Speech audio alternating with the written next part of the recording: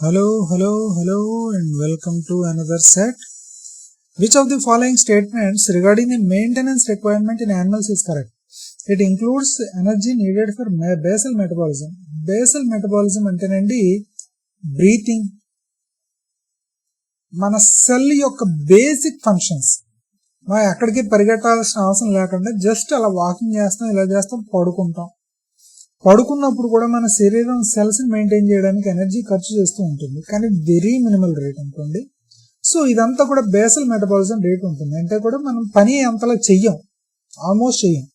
So వీటన్నిటికీ కూడా maintenance requirement కింద వస్తుంది. It varies with environmental temperature. నిజమేనండి, చలికాలంలో వచ్చేసరికి కార్బోహైడ్రేట్ రిక్వైర్మెంట్ ఎక్కువగా కావాల్సి వస్తుంది, ఎందుకంటే శరీరం వెచ్చదనం కావాలంటే కనుక కార్బోహైడ్రేట్స్ కావాల్సి వస్తూ ఉంటుంది. సో ఆ విధంగా ఎన్వైరన్మెంటల్ టెంపరేచర్ బట్టి. అదే మీకు కార్బోహైడ్రేట్ రిక్వైర్మెంట్ మరీ వేసంకాలం వచ్చేసరికి వేరుగా ఉంటుంది, వర్షాకాలం వచ్చేసరికి వేరుగా ఉంటుంది. సో ఈ విధంగా వచ్చే వాటిని బేసల్ మెటబాలిజం టెంపరేచర్ ఎఫెక్ట్ వల్ల అవుతూ ఉంటుంది. It is independent of body weight లేదండి, it is dependent on body weight. 1 KG యొక్క బాడీ వెయిట్ కి 1 గ్రామ్ ప్రోటీన్ కావాల్సి వస్తుందని అంటూ ఉంటారు. అలాంటప్పుడు ఎన్ని కేజీలు ఉంటే అన్ని గ్రాముల ప్రోటీన్ అనేది అవసరం అవుతూ ఉంటుంది. So it is dependent on body wait, not independent. It must be met before growth and reproduction. ఇది వచ్చేసరికి మెయిన్ గా ఏమంటున్నాడు వాడు, గ్రోత్ మరియు రిప్రొడక్షన్ వీటికన్నా వచ్చేసరికి ముందర ఇంపార్టెంట్ అని అంటున్నాడు. నిజమే, మెయింటెనెన్స్ అనేది ముందర ఇంపార్టెంట్ గ్రోత్ రిప్రొడక్షన్ కన్నా కూడా.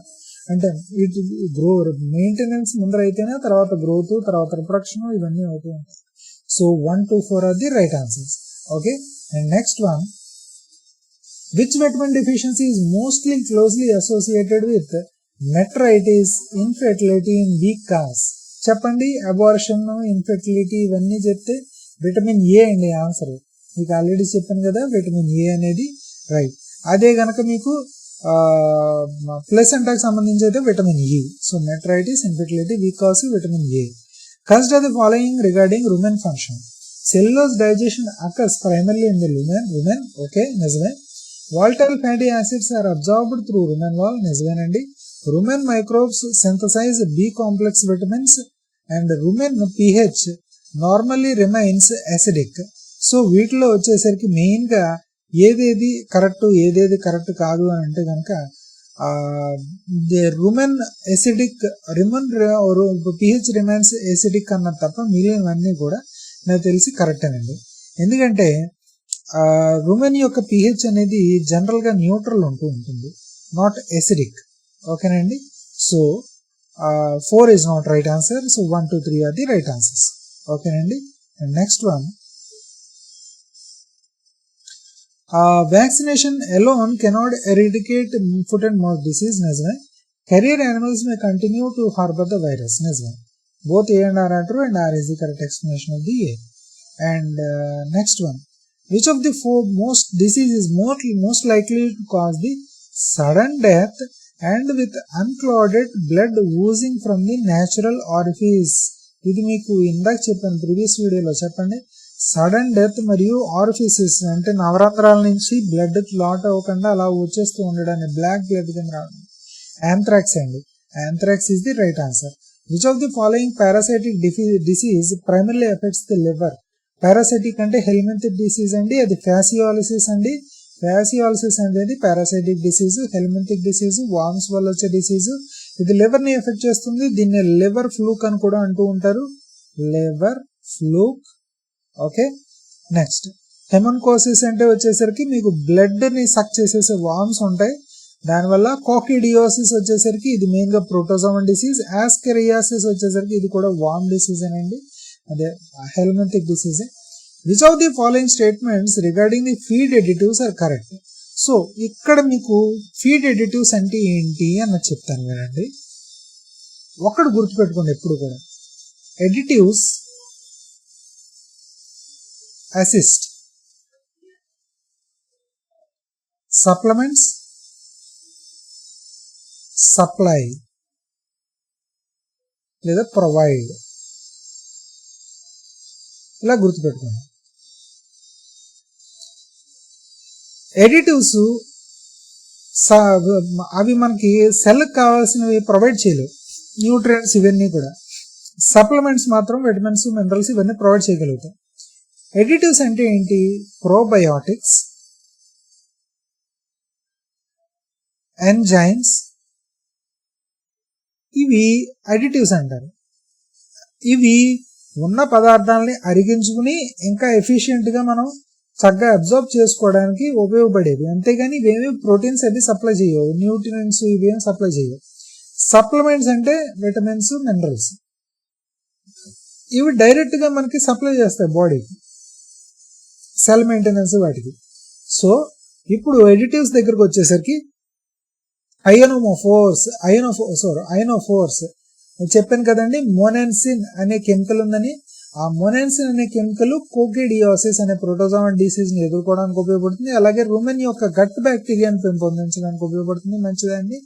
So the improve feed efficiency which is very true.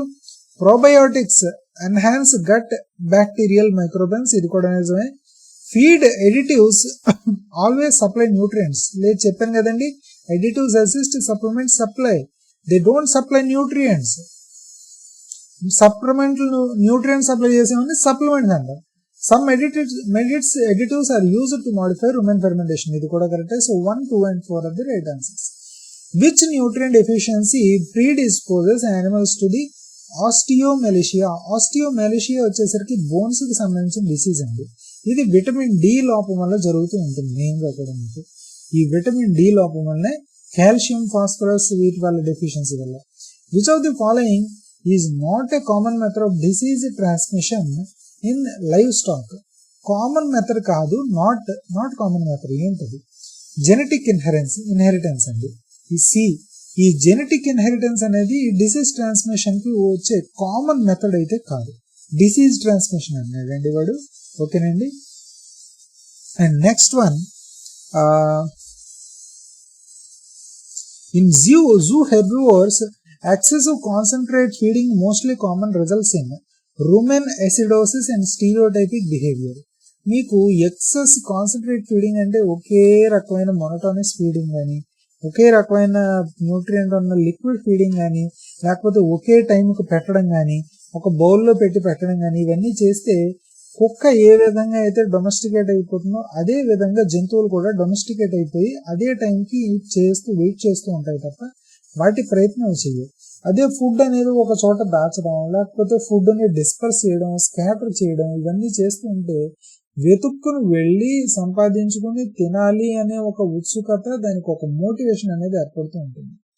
ఎప్పుడైతే ఇటువంటిది చేస్తూ ఉన్నారనుకో వాటిలో రుమెన్ ఎసిడోసిస్, ఆ రుమెన్ ఏదైతే స్టమక్ ఉందో అది ఎసిడోసిస్ కి గురవుతూ ఉంటుంది. ఎప్పుడు దానికి మీకు ఇందా చెప్పాం కదంటే రుమెన్ అనేది న్యూట్రల్ పిహెచ్కి అలవాటు పడింది. అటువంటి దానికి ఎసిడోసిస్ గురైతే కనుక జర్డ్ లైన్ డిసీజెస్ వస్తాయి. Next, all of the following functions of carbohydrates in animal nutrition except ఏంటి? Primary source of energy which is very right, direct synthesis, the formation of volatile acids which is very right, maintenance of nutrition, rumen microbial population నిజమే, antibody synthesis కి carbohydrates కి link లేదండి. So this is not right. Okay. And next one, which of the following statements regarding vitamin C in animals is correct? మీకు ఒక ఆశ్చర్యకరమైన విషయం చెప్పను, vitamin C అనేది మోస్ట్ యానిమల్స్ అనేది అవంతా అవే సింథసైజ్ చేసుకోగలుగుతాయి, ఒక్క హ్యూమన్స్ తప్ప. Humans cannot synthesize, fruit bats cannot synthesize, guinea pigs cannot synthesize. Vitamin C మనం ఇలా సింథసైజ్ చేసుకోలేము మనం వీటిని. ఓకే. సో మిగిలిన యానిమల్స్ అన్ని కూడా సింథసైజ్ చేసుకోగలుగుతాయి. తెలిసి మీకు చాలా ఆశ్చర్యం. It is ruminants synthesize adequate vitamin C, which is very true. Deficiency commonly occurs in cattle. మిగిలినవన్నీ కూడా చూసుకుంటే కనుక ఇన్కరెక్ట్ అవుతుంది. సో అన్ని రకాలు కూడా అవంతటా అవి సింథసైజ్ చేసుకోగలుగుతున్నప్పుడు డెఫిషియన్సీ ఎందుకు వస్తుంది చెప్పండి? So ruminants synthesize adequate vitamin C. Pigs, poultry ఇవి కూడా సింథసైజ్ చేసుకోగలరు. తెలుసా మీకు? Consider the following regarding trace and mineral deficiency. Iodine deficiency causes goiter, which is very true. Selenium deficiency causes white muscle disease. ఇది చాలా important అండి, గుర్తుపెట్టుకోండి. White muscle disease అనేది vitamin E plus selenium deficiency వల్ల వస్తుంది. Very good, which is very right. Zinc deficiency leads to parakeratosis. Parakeratosis అంటే ఏం లేదండి, డెవలప్ అయిన స్కిన్ సెల్స్ పైకి వస్తూ ఉంటాయి. లోపల మనకి స్కిన్ లేయర్స్ ఎన్నో చర్మాల లేయర్స్ ఉంటాయి అన్నారు కదా. డెవలప్ అయిన న్యూ స్కిన్ సెల్స్ అనేవి పైకి వస్తున్న కొద్దీ కూడా ఆ స్కిన్ సెల్స్ యొక్క న్యూక్లియస్ ని పోగొట్టుకుంటాయి. పోగొట్టుకోవడం వలన అవి కలర్లెస్ గా మారి ఒక ప్రొటెక్షన్ లేయర్ కింద ఏర్పడిపోతుంది స్కిన్ పైన. మీ కాలి వేళ్ల దగ్గర మందంగా, కాలి మడవల దగ్గర మందంగా గట్టిగా చర్మం ఉంటుంది చూడండి. అది ఏమనుకుంటున్నారు, స్కిన్ సెల్స్ పైకి వస్తూ దాని న్యూక్లియస్ స్ట్రక్చర్ పోగొట్టుకుని ఒక రిజిడ్ ప్రొటెక్టివ్ లేయర్ కింద మారిపోతూ ఉంటుంది. అదే ఎక్కువ కింద మారిపోతే క్యాలసెస్ అనేది ఫార్మ్ అవుతూ ఉంటాయి. వాటిని డెడ్ టిష్యూస్ అని అంటూ ఉంటారు. ఓకే, సో ఇది ప్రొటెక్షన్ లేయర్ కింద కొంత ఉపయోగపడుతూ ఉంటుంది. ఇప్పుడు జింక్ డెఫిషియన్సీ ఎప్పుడైతే అయ్యిందో ఈ లైవ్ స్కిన్ సెల్స్ అనేది సర్ఫేస్కి వచ్చేసి ఉంటాయి. దానివల్ల రెడ్నెస్ అనేది పెరిగిపోతూ ఉంటుంది స్కిన్ దగ్గర, ఆ పైన స్కిన్ పైన. దానివల్ల చాలా పెయిన్ ఇవన్నీ కూడా వస్తూ ఉంటాయి, which is very true. So iron deficiency commonly occurs in adult ruminants. So యాక్చువల్గా ఐరన్ డెఫిషియన్సీ అనేది మీకు చిన్న దాంట్లో ఎక్కువగా ఉంటుంది, వాటిలో అడల్ట్ రూమినెంట్స్ కన్నా. సో 1, 2, 3 అది right answers. Wild life in captivity often suffer from nutritional disorders. లేదండి, wild life in captivity often suffer diets in captivity may not replicate natural feeding patterns, which is very very true. ఎందుకంటే wild life లో అవే వేటాడుకుంటూ తింటూ ఉంటాయి. కానీ ఇక్కడికి వచ్చేసరికి మనం ఒక స్పెసిఫిక్ డైట్ స్ట్రక్చర్ అవన్నీ ఫాలో చేస్తూ వైల్డ్ లైఫ్ మిమిక్ చేయకపోవడం వలన అవి చాలా లెథార్జిక్ గా, బద్ధకంగా ఉండిపోతూ ఉంటాయి. Which disease is least influenced by the nutritional status of the animal? Nutritional status of the animal తో సంబంధం లేకుండా ఒక డిసీజ్ అనేది వస్తూ ఉంటుంది. ఆ డిసీజ్ ఏంటి అంటాడు. దీంట్లో చూసుకుంటే కనుక మెయిన్ గా మనకి ఫుట్ అండ్ మౌత్ డిసీజ్ అనేది వస్తూ ఉంటుంది. ఆ ఫుట్ అండ్ మౌత్ డిసీజ్ దేని వల్ల మెయిన్ గా వస్తుంది అని చూస్తే కనుక